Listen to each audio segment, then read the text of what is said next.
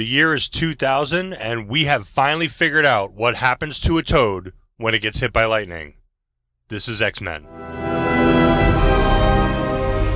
Ladies and gentlemen, we are now seeing the beginnings of another stage of human evolution. The truth is that mutants are very real, and they are among us. We must know who they are, and above all, what they can do. We're not what you think, not all of us. Who are you people? What kind of place is this?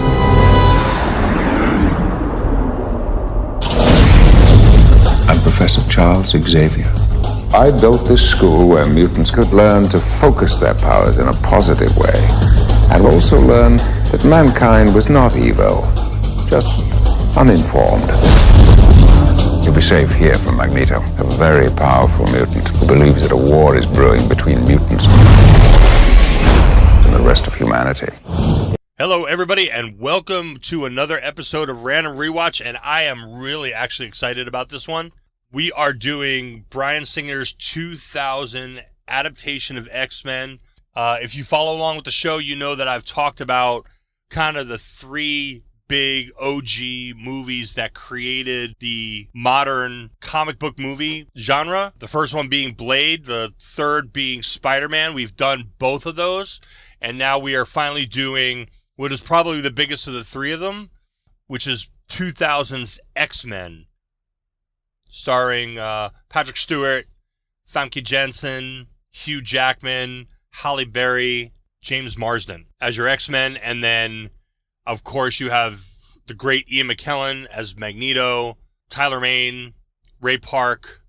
Let's dive right into this. I'm really anxious to get into the actual movie, but you know, we do a little pre-production, and especially because this is an important film as terms of the superhero comic book genre, because this is really something that is maybe even more than Spider-Man and Blade, certainly more than Blade, is grounded in a certain sense of reality and character depth that I think those other two films don't really have. This really takes its time with some of the characters, and where the benefit is, and we'll talk about this at the end, is that we get a lot more development because we get more and more films with these guys. I mean, heck, Hugh Jackman, 24 years later, is still playing Logan in the latest movie, Deadpool and Wolverine. So, you know, this is an ongoing. We just saw Patrick Stewart as Charles Xavier in Doctor Strange in the Multiverse of Madness. What was that, a year ago, 2 years ago? These are just ongoing characters that are continuing to be played. So this is really setting the stage for a lot of what's to come. So the X-Men themselves go back to 1963. X-Men number 1, created by Stan Lee and Jack Kirby. And to remember, this is kind of the height of the civil rights struggle in America. You know, the Civil Rights Act, 1964. This is really during the buildup of it. And X-Men have always been an allegory for civil rights, whether it is race-related, whether it is sexual orientation rated. There's a lot going on in here that relates to the idea of coming out and hiding your true identity and who you are, and deciding who you tell about who you are. You know, there's that scene in X2 where Bobby's parents say, you know, Bobby's mom says, could you just try not being a mutant? You know, obviously very similar to like coming out to your family, but also this idea of Charles Xavier and Eric Lensher being opposite sides of the civil rights debate as it comes to race, with Charles Xavier clearly being kind of the analogy for Martin Luther King, and Magneto being the analogy for Malcolm X, and those two having very different approaches to race relations in the country in the 1960s. And so the X-Men are built out of this whole situation going on in the United States, but also in the world, and have always been this kind of idea of dealing with civil rights and how we treat people who are different than us and a sense of otherness.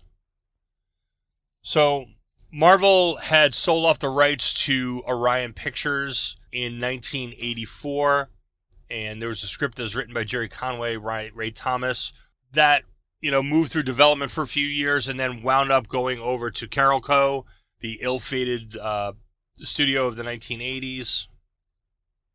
At this point, while it was at Carolco, Jim Cameron got involved in it, and the project was set up with him as a producer and a writer, and his then, at the time, wife, Catherine Bigelow, as a writer and as the director of the film. In this particular version of the film, they had imagined Bob Hoskins as Wolverine, and don't laugh at that. Hoskins kind of physically fits the tone, and don't forget this is Hoskins of 30 years ago. And they were looking at Angela Bassett as Storm. So as this moved through development, Cameron eventually worked his way into Spider-Man. We talked about that during the Spider-Man episode.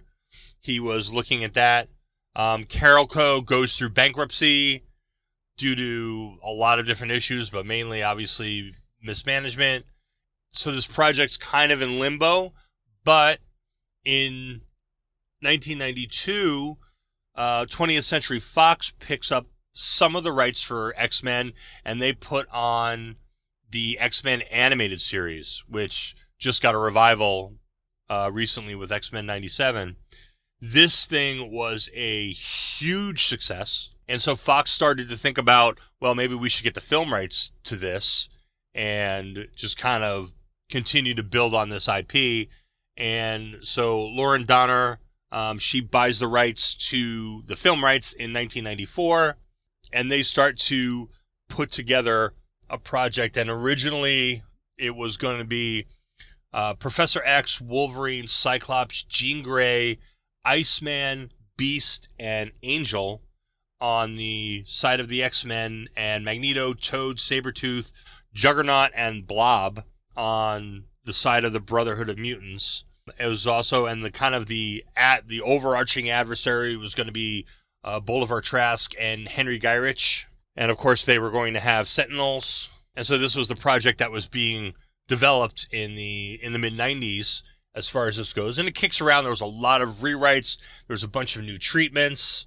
I think maybe even Josh Wheaton did a treatment on this, but it was kicked around quite a bit. They were looking at Brett Ratner to direct. He passed on it. They were looking at Robert Rodriguez. He passed on it. They were looking at Paul W.S. Anderson. He passed on it. They were in conversation with Bryan Singer, who had done The Usual Suspects. Singer was looking for a sci-fi project to get attached to, and he was kind of circling around Alien Resurrection. And some of the executives at Fox had read some of the treatments of X-Men and thought that Bryan Singer would be better suited to X-Men. So Singer took a look at that. He kind of liked the idea of this kind of idea of exploring, otherness and a civil rights struggle.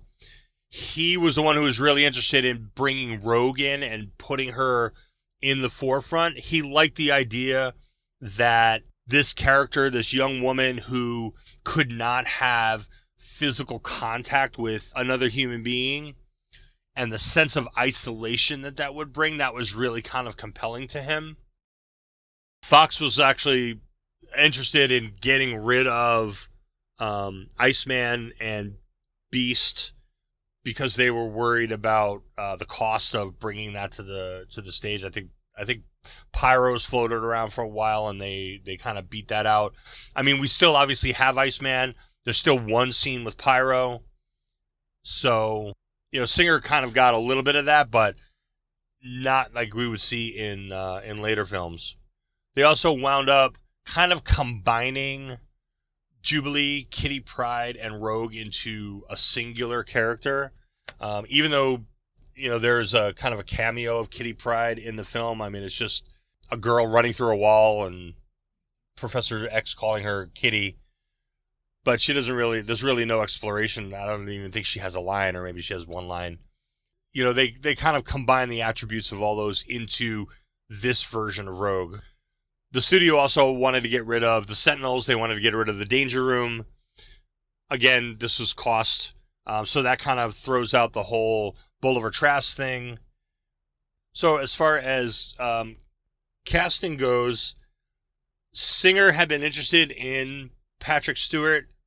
Richard Donner, who was one of the producers, had been working on a film that Patrick Stewart was in.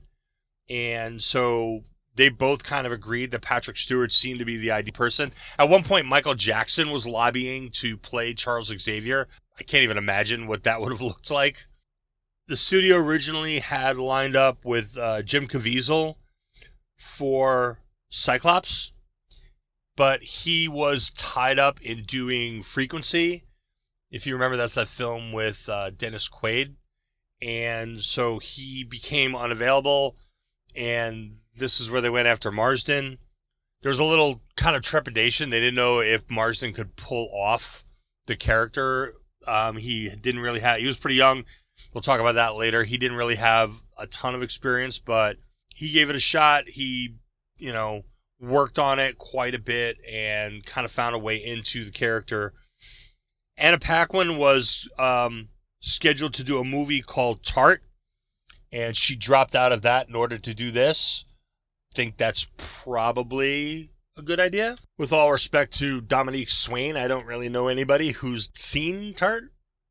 There were other people looked at. Rachel Lee Cook was probably the other one who was mainly in the running, but I guess she wasn't all that. And this went to Anna Paquin. Charlize Theron was seriously considered for Jean Grey before they brought in Famke Janssen. And apparently Janet Jackson was offered the role of Storm, but had to turn it down because of issues with scheduling and a concert tour.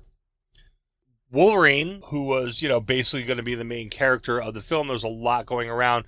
Originally, they had offered the role to Glenn Danzig, the musician, because he had the right physicality, and I guess he growled a lot.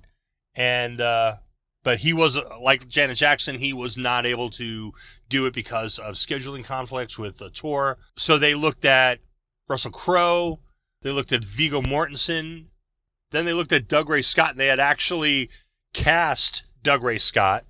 He was going into production of the film. He was going to be Logan. And he was in the process of doing Mission Impossible 2. Mission Impossible 2 was doing reshoots and was having some delays. And Tom Cruise being Tom Cruise and doing what Tom Cruise does, he locked Doug Ray Scott up and would not let him go to this X-Men. So Doug Ray Scott had to drop out. Hugh Jackman is recommended he goes to New York to audition. Obviously there was some conversation when he was cast. There was conversation about him being too tall. Wolverine's supposed to be like a short guy, like 5 something, and short and stocky. Hugh Jackman, 30-year-old Hugh Jackman, is not short and stocky. I mean, he's not anywhere near as jacked as he is now, but he was tall, definitely not stocky. So there was some consternation about that, but I guess they liked what they brought to the role. They bring him in. He didn't get cast until they had been in production for 3 weeks. So they were already filming for 3 weeks in Ontario when they hired their Wolverine. So he had a lot of catching up to do, and he was kind of brought in. The film itself had a rushed filming schedule. Originally, it was going to be released at the end of the year, I think like November or even Christmas.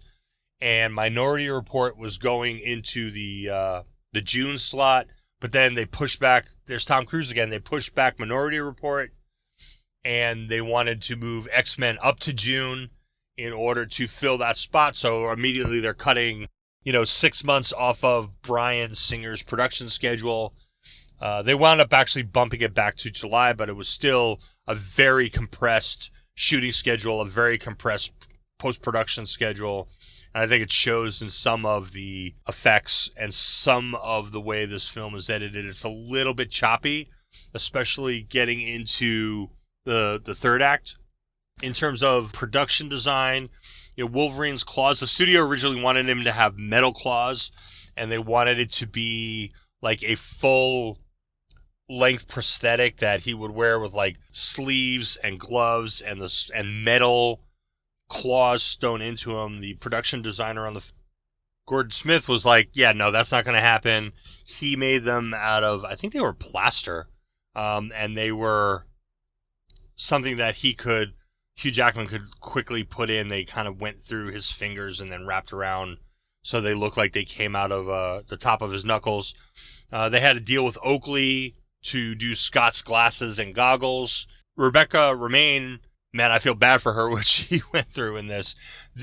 She had 110 pieces of prosthetics that had to go on her every time she appeared as Mystique. And originally they were going to paint her skin with blue cosmetic grade food coloring. And Bryan Singer, like kind of right at the last minute, decided that looked too translucent and he wanted her skin to be darker and more opaque. So they just took to putting body paint on her, which added like a couple of hours to her makeup call and was really difficult for her to wear. It was very exhausting.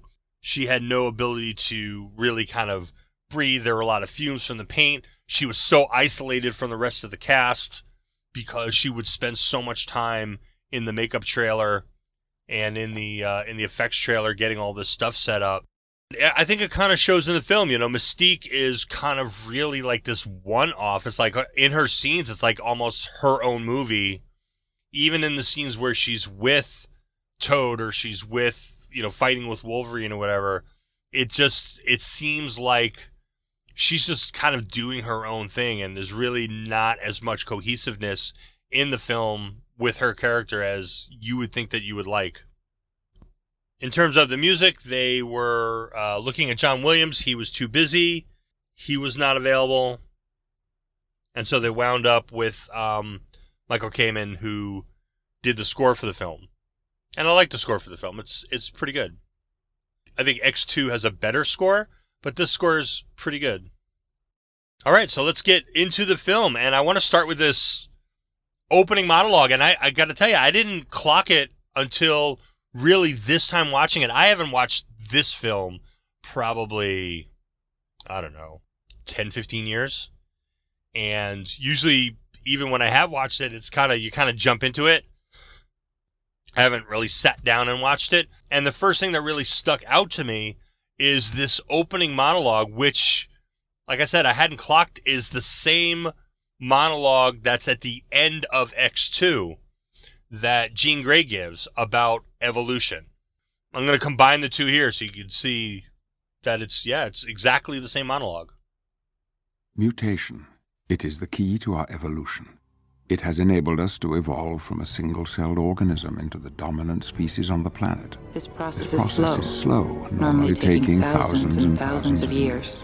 But every few hundred millennia, evolution leaps forward.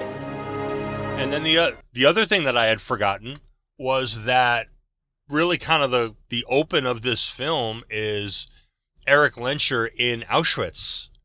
I had forgotten that. And throughout this film, it's kind of like this film was a lot kind of darker and more serious than I remember.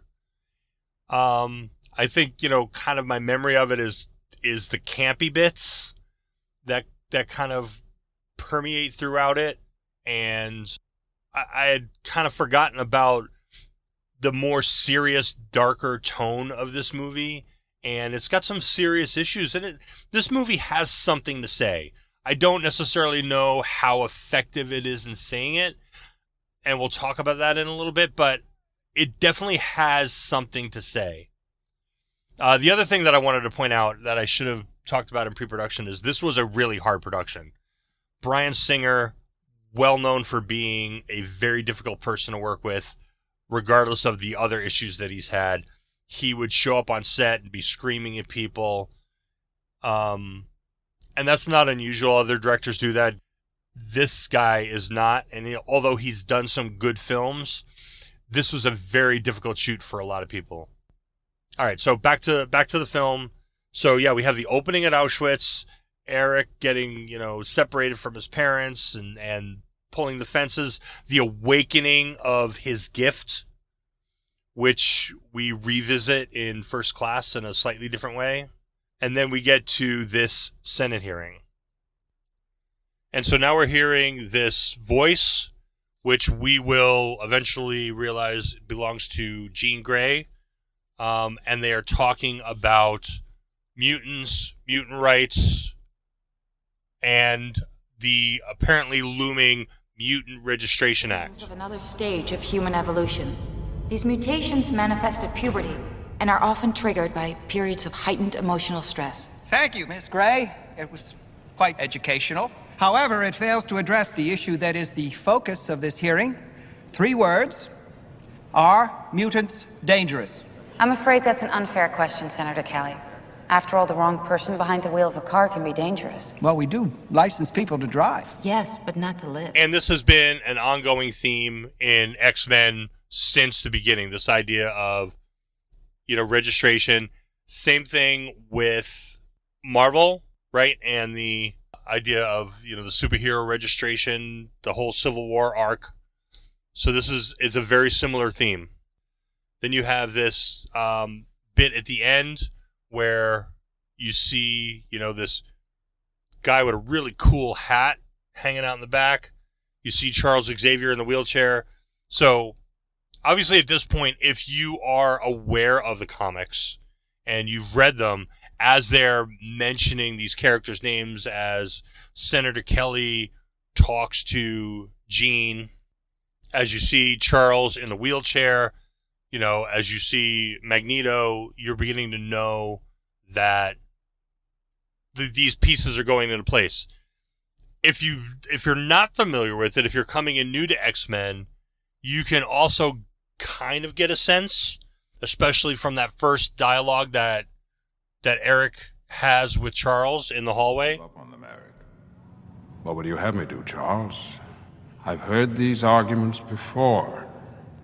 It was a long time ago. Mankind has evolved since then. Yes, into us. You're sneaking around in here, Charles. Whatever are you looking for?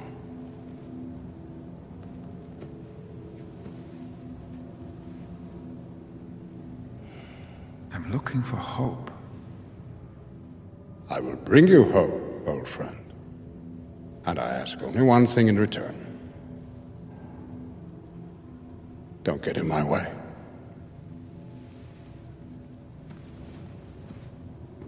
We are the future, Charles, not them. They no longer matter. And so you're beginning to see kind of the pieces on the board. And there's nothing like really groundbreaking here in terms of the story. These are all readily identifiable tropes. So, right away, even the uninitiated, someone who's never read the comics, and say, okay, so, the government's cracking down on mutants, and the bald guy in the wheelchair is on the side of kind of making peace, and the guy in the hat is on the side of, look, we're just going to tear this thing apart because we're not going to have any kind of registration or identification, because that's where it starts. And you realize, this is a guy who's been through Nazi concentration camps and possibly, pogroms and all kinds of persecution his entire life, not only for being a mutant, but for being Jewish. And he is not going to stand for even a little bit of that in the world going forward. And I don't remember if he utters it here, but as a phrase you'll certainly hear Magneto say from time to time, by any means necessary. He is not about to have any reason. Nothing's going to hold him back from achieving what he thinks he needs to achieve in terms of this situation. And it's very similar to, what we do see in Civil War with the people on the side of the superhero registration like Tony and Rhodey versus people who think it's a slippery slope that they do not even want to start down, like Cap and Sam and Bucky. So then we cut to a suburban house and young teenage girl and a teenage guy, and they're in the room and they're fooling around, and they start to, as it pans across the room, pay attention, because there's a map on her wall. It's mapping out this road trip to Alaska that she wants to take, which is basically where she winds up going. So there's clearly a little hint as to what Rogue's journey is going to be.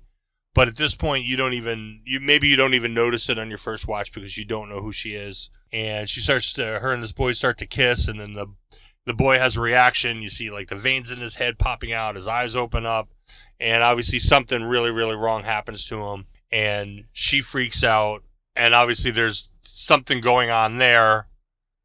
And now we cut to another scene where we are in, some kind of Arctic or Canadian cold town, and we get our first look at Wolverine in the cage match, and he's fighting in the cage. So here's the question.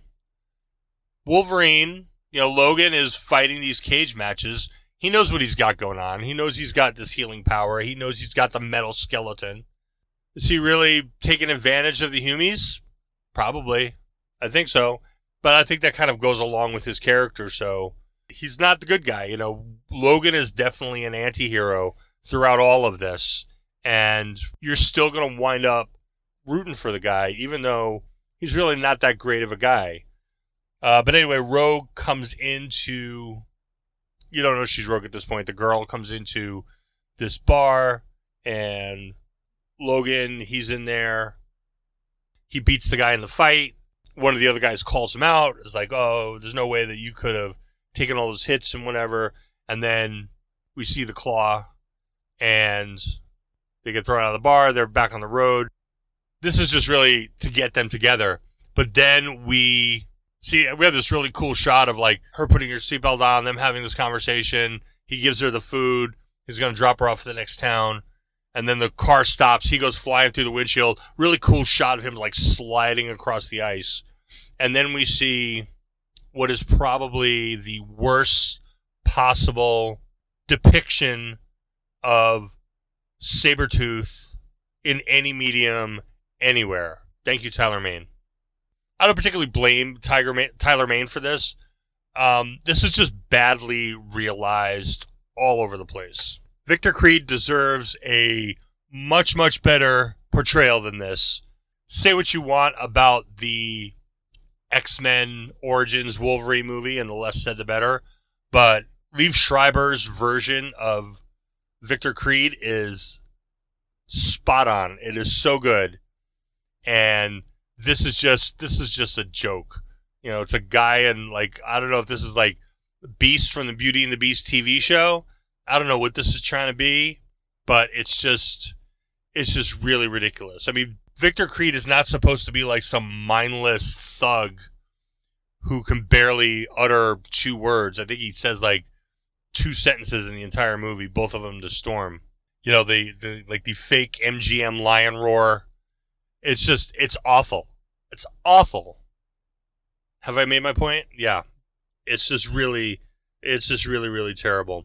So there's a little bit of fight, and then there's this cool shot of Scott and Storm kind of blurry in the background, and they help these guys out. They deal with the whole thing, and now we're back in the X-Mansion, and we've got our first scene with Logan and Jean Grey. So let's go to this, right? In this iteration, the X-Men are like they're pre-existing, right? This is an older X-Men team. Storm, Cyclops, Jean Grey. These are matured characters. Obviously they're in their late 20s, early 30s. They've been with Professor Xavier for a while. They're familiar. They have a team. They have procedures. They know what they're doing. This is not like an origin of the X-Men. This is an origin of Wolverine in a lot of ways, joining the X-Men's team and getting pulled into this whole conflict between mutants. Same thing for Rogue. Rogue's actually, supposed to be a bigger part of the story. We had talked about that a little bit already. And they kind of pivoted to kind of focus more on Logan. I don't know that this particularly works all that well. I mean, especially when you look at these characters and these actors, I don't think a lot of these characters are really serviced very well in the script outside of Logan and Charles and Magneto. Famke Janssen, I mean, I like her. She's great in a lot of things that she's in. She's amazing in GoldenEye. She seems kind of out of place in this. She's just very one note, very mellow, very quiet. If you watch like Jean Grey in the animated series, she's a lot more, excuse the pun, a lot more of an animated character. She's a lot more verbose. She's excitable. She's got a lot of stuff going on. This version of Jean Grey is just very kind of calm and mellow and one note. And her and Logan together somewhat kind of makes sense. She's the oldest of, other than, you know, obviously Xavier, she is the oldest in the X-Men troop. Cyclops is actually the youngest, which is kind of weird that he's the leader. And I don't necessarily know that I buy this version of Jean Grey and this version of Scott Summers together, because it's like, you know, Scott seems like barely out of his teens in this in some cases. He just seems to be really kind of young and emotionally not ready or emotionally inexperienced, whereas Jean Grey seems to be a little older. It's almost like a, you know, teacher and a high school student kind of creepy vibe. But Famke Janssen was 35 when they shot this. Halle Berry was 34. Hugh Jackman was 31. I think James Marsden was like 26. So he's like 9 years younger than Famke Janssen, and it shows. It just makes it a little bit weird because like their whole backstory is like they were supposed to be in school together. These characters clearly were not in school together. So in this kind of version, you kind of think of it was like Storm and Jean and probably Hank. We haven't seen Hank yet. It just seems this team is a little kind of lopsided. You know, you have kind of the older Storm and Jean. You have the younger, like the really younger Bobby and John. And then you have, who are not part of the X-Men team right now. And then you have Scott, who's just kind of sitting in the middle of that. I don't know that it, I wish they had gotten somebody maybe either a little older or they had kind of aged down Storm and Jean so that the three of them are kind of all the same age. And I think that might have worked a little bit better because, you know, coming into it knowing that they were all supposed to be in school together, to me, it just would have made more sense. While we're at it, we should probably talk about Storm's accent for what it's worth. I mean, canonically, Storm is from Africa, and she has a bit of an accent to her. Halle Berry seems to be kind of pulling the Kevin Costner and Robin Hood thing, where it's there for a little while and then it completely disappears. Wanda Maximoff, same thing. Hope everybody forgets that we had it. Hers kind of comes and goes, probably because they were shooting out of sequence, and it's very, very slight. You could be forgiven for not even noticing it, but if you pay attention to her, at some points in the movie, she's got a little bit of an accent, a little bit of a trill to her, and then at other points, she's just straight up American English. I think, you know, maybe a younger team, an origin story might have been, I don't know, may have been a little bit more compelling. I mean, obviously, that's what we got in X-Men First Class, and that was pretty good. I think maybe if these guys were just not, I don't know. It's just, I generally like when they do this kind of existing, kind of in media res, you just kind of get dumped into it and the team is already there. But in this case, I kind of wish they'd have given us a little more of the formation of the team as they all kind of come together. But then I guess we wouldn't have gotten X-Men First Class, so now we come to the kidnapping of Senator Kelly. Senator Kelly, played by Bruce Davidson, one of those guys who's just in a bunch of stuff. Basically every franchise you've ever seen, Bruce Davidson has been a part of. And so you have Henry Gyrich, who in the comics, as we mentioned before, was more of a threat to the X-Men than he appears to be here. Actually, he's no threat here because he's already dead. He is supposedly the aide to Senator Kelly, but we find out that this is in fact Mystique. I just want to talk about Mystique and the Mystique effect. I have to hand it not only to Rebecca Romijn, but also to the makeup artist, the conceptual artists, the VFX people who created the Mystique effect. The way that she changes, the fact that she's walking around on these sets, I mean, practically naked with just some plastic glued to her, and then performing all these stunts and fights and actives. I mean, obviously there's stunt people involved as well, but she really does a fantastic job throughout these 3 movies playing this character. The VFX team really kind of had their act together. There's other parts in this where they really missed out, like Scott's effects, visor, laser effects are really kind of cheap looking. Senator Kelly's fish effect, or at least him turning into a water blob later, is probably not that great.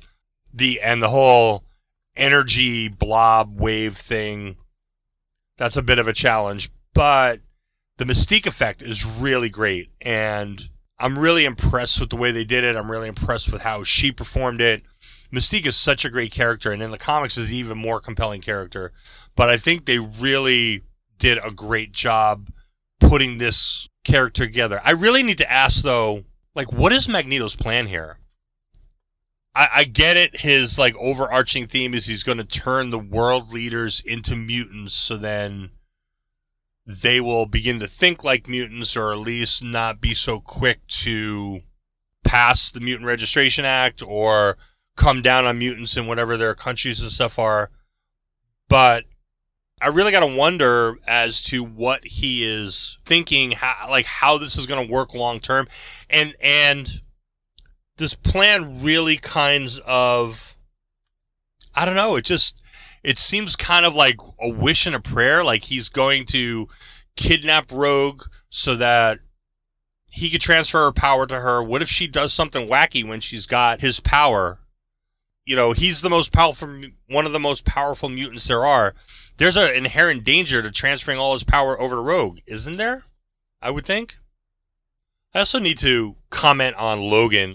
Logan is coming on Jean hard from the first minute, and it seems really, especially watching it now in 2024, it seems really weird to have him hitting on her so hard. I think you'll be comfortable here. Where's your room? With Scott down the hall. Was that your gift, putting up with that guy? Actually, I'm telekinetic. I can move things with my mind. Really? What kinds of things? All kinds of things. I also have some telepathic ability. Well, like your professor? Nowhere near that powerful. But he's teaching me to develop it. I'm sure he is. So read my mind. I'd rather not. Come on. You afraid you might like it? I doubt it. I mean, he knows that she's got Scott. He knows that, they're together.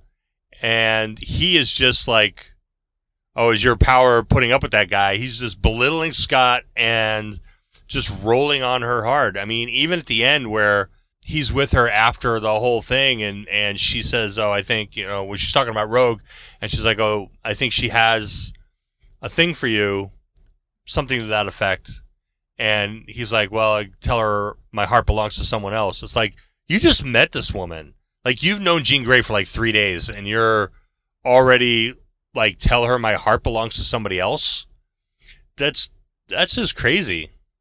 Logan and Scott, I mean, they also have this weird animosity towards each other right off the bat. And I'm guessing they're trying to show that, Logan's not a nice guy. He's a bit of a dick, and Scott is, the Boy Scout, and these guys are oil and vinegar, and they're not going to get along together. But the whole love triangle thing, it just seems really oddly contrived and doesn't really kind of seem to work. So we've got the fake Bobby, Mystique being the fake Bobby, coming in, sabotaging Cerebro. I got to say, I like Cerebro a lot too. Cerebro's always been a really cool gimmick. Whether it's, just a professor, whether it's the visual effects of him like flying through the world and finding the mutants. The whole thing has really worked out really well. So I really dig Cerebro. The bit about the Magneto helmet, though, where he's like, Magneto must have developed some kind of technology and I can't scan him. It's kind of undoes itself in First Class, where Charles is well aware of Magneto's helmet. And even in the comics, he's well aware of what Magneto's helmet is. So just being like, oh, it's some kind of technology. I don't know what it is. I don't know why I can't find him. But you can find, I'm pretty sure, you can find Sabretooth, right? You can find Toad. You can find Mystique, because they're not wearing helmets. And they're probably going to be around Magneto somewhere in the vicinity. If you get 2 or 3 of them in a room together, probably it's a good bet that Eric is there. Like, you can actually go into people's brains, right? So you could, like, kind of warg into Sabretooth and see if he's in the room with Eric. I mean, you did it before, right? You did this whole bit where you basically are controlling Sabretooth, Game of Thrones skin changer style, and grab him by the throat. So it doesn't really play well when you think about it too much. I mean, none of this is really going to play well when you think about it too much, but it doesn't really play well when you think about it too much that there's no way that Charles can find Eric, because it seems pretty obvious that it should be fairly easy for him. So Rogue runs away, and Logan goes and chases her. Why does Scott's bike have this like super turbo mode on it? Is one of Scott's superpowers super fast reflexes that he can ride that bike that fast?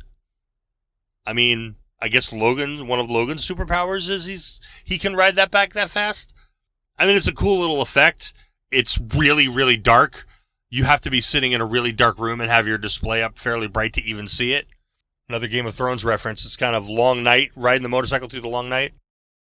But he goes after Rogue, finds her at the train station. I gotta ask, though, let's back up a minute. How does Mystique... I mean, Mystique can replicate Charles, his appearance and everything, but down to the patterns of his retina, so he could scan into Cerebro? That's a little weird. That did strike out to me. But anyway, so they go to the train station. They go to find Rogue. Logan finds her first. He's on the train with her. Scott and Storm go in, and she's just like gonna wait online to talk to the ticket guy instead of like, I don't know, just searching and looking around. That seems like kind of a waste of time. But then you've got this really bad scene with Sabretooth. Scott's got his undercovers on with the most bizarre set of goggles. I mean, he's wearing like his battle goggles and a sweater or a jacket and a weird hat. Like, nobody's going to notice him. Would it make more sense for him just to wear his regular glasses if they're on the down low? But he's got his little battle goggles on. So there's shoot him up, boom, boom, blows the roof off the place. There's the standoff outside with Magneto. Once they get Rogue, wouldn't Charles have realized that Logan's metal skeleton is a liability when they're fighting Magneto, the guy who controls metal? I guess it's fair to say that he actually didn't send Logan, so I guess that's probably... Charles is probably off the hook for that, although he does clearly send Logan when they go to Liberty Island later. How does Magneto fly? I mean, the man's standing there, and does he have like metal soles in his shoes? Is he wearing steel-tip boots? And he just picks those up? Is he able to control magnetic fields in such a way that they interact with his body so he can pick himself up? I guess that's probably the case. I don't know that they've ever really explained it, either in the comics or in the movies, how he can just simply lift himself up and fly. I mean, the whole scene in Days of Future Past with him carrying the stadium and flying is really kind of over the top.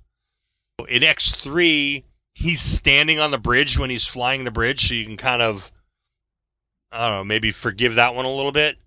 But the fact that he just flies and he can just lift his arms out and go up and fly, I don't think they've ever really properly explained that.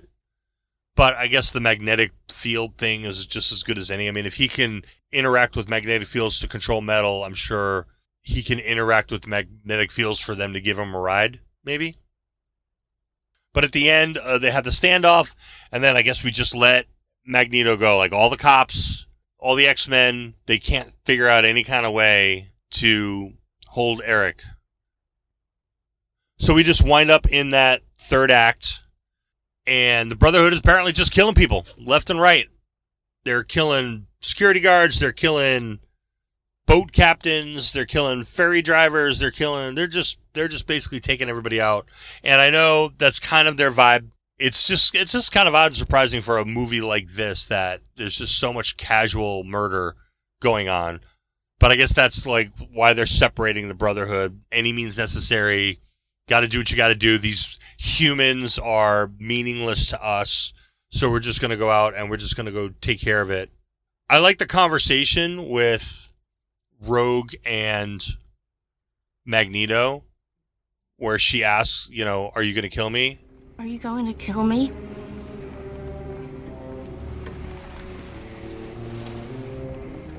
Yes. Why? Because there is no land of tolerance. There is no peace. Not here, nor anywhere else. Women and children, whole families destroyed simply because they were born different from those in power. Well, after tonight, the world's powerful will be just like us. They will return home as brothers, as mutants. Our cause will be theirs. Your sacrifice will mean our survival. I'll understand if that comes as small consolation. Put it in the machine. Ian McKellen plays it so good. He's almost like he's sorry that he's going to do it. I mean, she is, after all, a mutant, and she is, after all, someone that he's, quote-unquote, supposed to be fighting for. But, again, this goes down to you have to make sacrifices, right? We see it in X3. That's why the pawns go first. It was a good point that, you know, they made to him, if you really cared about this, you would be the one in the machine. You understand what I'm trying to do? Those people down there, they control our fate and the fate of every other mutant. Soon our fate will be theirs. You're so full of If you were really so righteous, it'd be you in that thing. He's obviously not willing to sacrifice himself. Maybe it's because he thinks that the whole thing would collapse without him. Maybe it's just because he's partially a narcissist. The X-Jet, gotta say, really cool. I've always dug the X-Jet. Dug it in the comics, dug it in these movies. They've always done it really well. Coming up out of the basketball court, you know, the stealth mode, whatever, everything they've got going on. They do the little hand wave to the yellow spandex. There was actually a lot of consternation around this when this movie came out, that these guys are all wearing black and they're not wearing the comic appropriate yellow spandex costumes. But to be fair, that would have looked absolutely ridiculous and cartoony. Not everything is going to translate out of a comic book directly into a live action movie. I think they made a good choice going with the black leather. How did nobody notice Eric replacing the torch on the Statue of Liberty with one that he brought?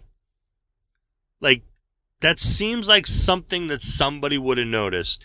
Even from afar, you can see the Statue of Liberty from all over New York City. You can see it from the Battery. In Manhattan, you could see it from Jersey City. You can see it from Brooklyn. You could see it from Queens. You could see it from Governor's Island. I mean, there's literally miles of shoreline where you could see the Statue of Liberty, not to mention the fact that all the world leaders are on Ellis Island a mile away got to be massive amounts of security in New York Harbor, you would think, during that event, and yet nobody seems to notice this boat with a torch coming and doing the swap. That seems a little stretchy. It would have been cool if they had set it up, a couple of days before. Nobody goes in the torch anyway. It's not open to the public. So he could have switched it out like 2 days earlier. That would have kind of made a little sense. But the fact that this whole thing is going down and they've got the modified torch, on a boat under a tarp, and they're going to do it right then and there, that seems to not really make a lot of sense. Let's talk about the fight physics, because the physics are out the window in this movie. Whether it is Mystique, flipping over and literally slowing down in midair as she comes in, to land after a flip. There's a sequence where Logan is fighting Sabretooth on top of the statue, where Sabretooth throws him very slowly, and he lands on like one of the spikes, I guess, coming out of her crown. I don't know what else to call them. He lands on, one of the spikes coming out of her crown, or he doesn't land on it. He sticks his claws in it, and then the camera makes this weird panning move around the top of it, and then he flips and he's standing on top of it, but he was below that. So he was like on the side, and it's like he came across the bottom of it and then up the side of it and then flipped over onto the top of it. And then you see the piece fall off behind him. I have no idea how I've been watching that scene for 24 years. I have absolutely no idea how that worked. How that could possibly have happened. But the fight, other than that, the fight between Logan and Mystique is actually really good. The one down in the museum. I mean, Mystique being like the fake Statue of Liberty in the museum, that's kind of weird. But I guess it's something that she could do. But her turning into Wolverine and having the two Wolverines fight, that's actually a really good fight. I have to wonder if, so she makes the claws. Are the claws part of her body? So then when Wolverine cuts off the claws, is he literally cutting off a piece of her body? And if that's the case, like, what happens to those pieces? Is it like the T-1000 where they come back and join her? Or are they just like pieces of Mystique on the floor in the museum? Like, do they turn back blue? Do they stay as blades? I have questions. About the ends of those. It seemed to certainly hurt her, so I imagine it is part of her body. And you have the part where she pretends to be Storm, and he sees that that's who she is. Stabs her. She's laying there. Guess she can transform when she's unconscious as well, I guess, into the guard. And I'm sorry, this is one of my favorite moments in all of Marvel movies because it perfectly explains the relationship between Scott and Wolverine, and it perfectly explains who Wolverine is when he comes out and is like, hey, it's me. Hey, it's me. Prove it. You're a dick. Okay. Just the casualness of Scott being like, okay. It's just, I'm sorry. It's such a throwaway line, but I just thought it just so suits these two characters. And then the other line where he goes to him, he's like, keep your eye open. Marvel's always been good at one-liners. These are pretty good ones. So we wind up in kind of the final piece of this, the confrontation between Magneto and the X-Team. He's kind of on this, let me tell you my evil plan thing, and they tell him that Senator Kelly is dead. And so he gives out this weird line. At this point where he asks Storm if she's sure that she saw what she saw. I've seen Senator Kelly. So the good senator survived his fall. And the swim to shore. He's become even more powerful than I could have imagined. He's dead. It's true. I saw him die. Like those people down there will die.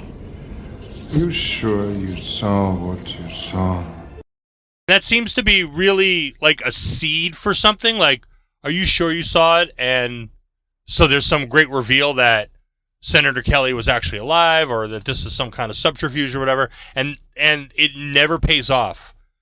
I don't know if it's something that they had an idea for, but it just never worked. There's just no payoff to that line at all. I don't even know why that line's in there. You know, there's this good final battle scene, so to speak. You know, Eric's got the machine running. Rogue is attached to it. They do this whole big thing with their, you know, they finally collaborate together. Jean steadies him. Storm lifts him up. Logan breaks open the thing. Scott shoots Magneto to keep him from stopping Logan. It's a quote-unquote team effort. Rogue gets her hair striped. Problem solved. They've fixed the problem. They've stopped Eric, and Rogue is injured. So Logan goes to her and, you know, holds on to her, touches her face so she can absorb his healing powers. The thing that I found was weird was that, why did Logan's old wounds reopen? Were they not healed? Were they not fully healed? Was it every wound that he ever got? Because that would probably turn him into hamburger meat.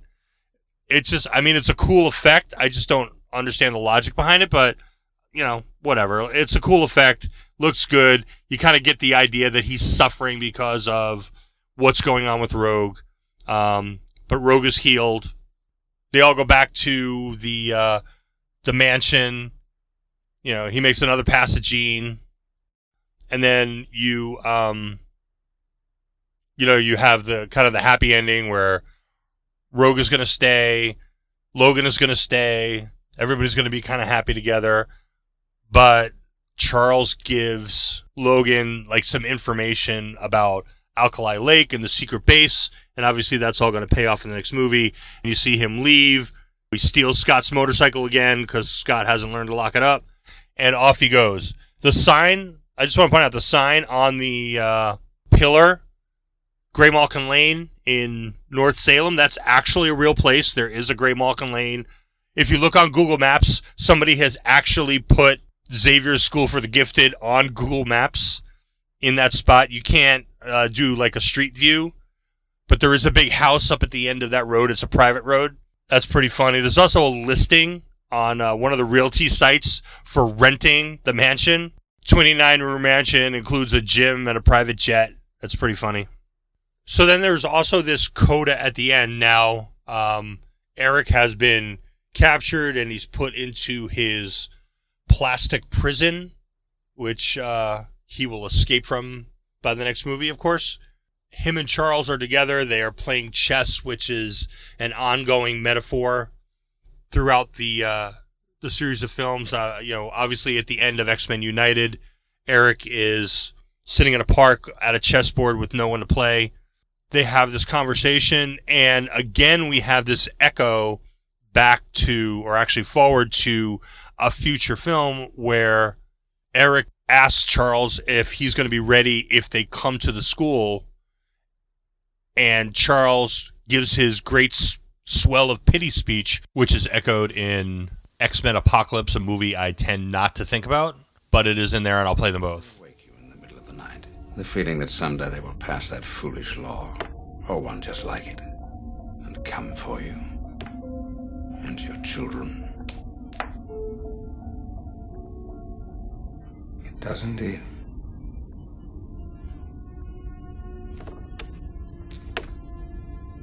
What do you do when you wake up to that?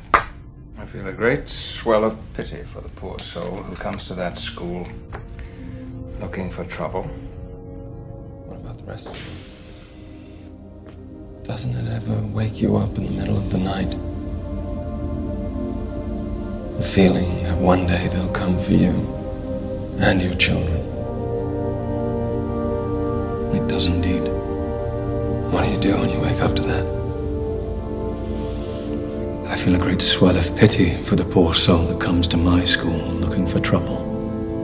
And then you have Charles leaving, you have the big music swell, and you have Eric alone in his prison, and that is the end of the movie. So, how'd we do? $75 million budget, which was actually one of the lower budgets when it comes to superhero movies. Made $296 million, 157 domestically, 139 internationally.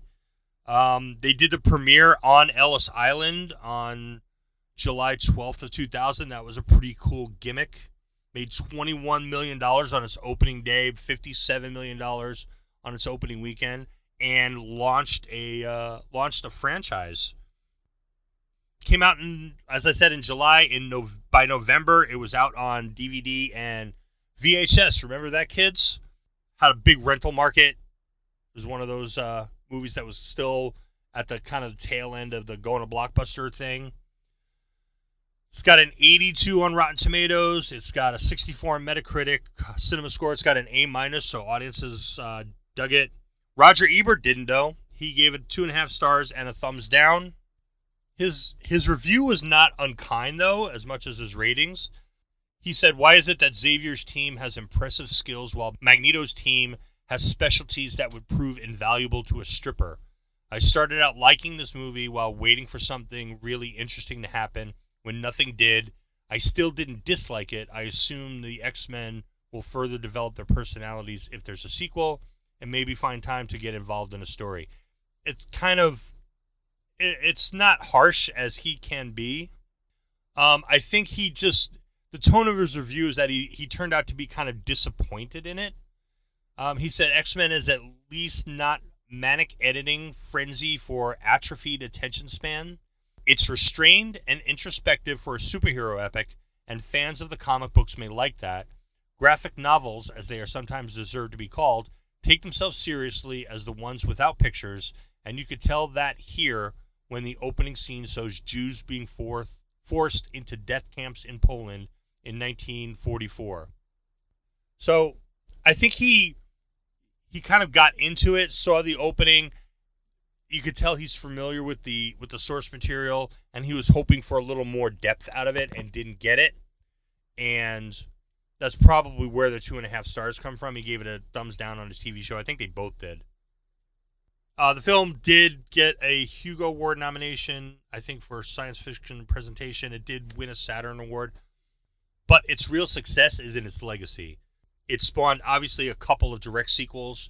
X2, which I think is the best of the three. And then X-Men United, which is really kind of uneven. But then you wound up with the entire, second universe of X-Men movies.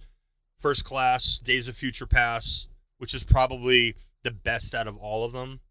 X-Men, Apocalypse, Dark Phoenix, and obviously the whole Deadpool universe. And there is a lot of overlap, especially when you get to Days of Future Past. That's actually probably a direct sequel to X-Men United. And then, of course, you have the problematic, on many levels, X-Men Origins: The Wolverine, which was supposed to be its own launch of a series. There were going to be Origins films for all of the characters, but that film was so horrible and did so poorly, they kind of quashed that project. And then I think it was kind of rebranded into the First Class, Days of Future Past thing. And then also the Wolverine, which I happen to think is a pretty good movie. I really like that movie. And then, of course, Logan, which is just a masterpiece. The James Mangold movie, which draws heavily from the Old Man Logan comic. So, that is it for X-Men 2000. I know this was a little bit lengthy, but there's a lot in this movie. And as I've said before, this is really an important, very significant movie when it comes to comic book superhero movies in the modern era. So, thank you for listening. Check out the rest of our rewatch episodes. We have a playlist on YouTube, or you can check us out on your favorite podcast application. We also have, obviously, the Movie Punditry show. We have our House of Dragon show. So we have plenty for you. Thanks for listening. Recommend us to a friend. We will catch you next time.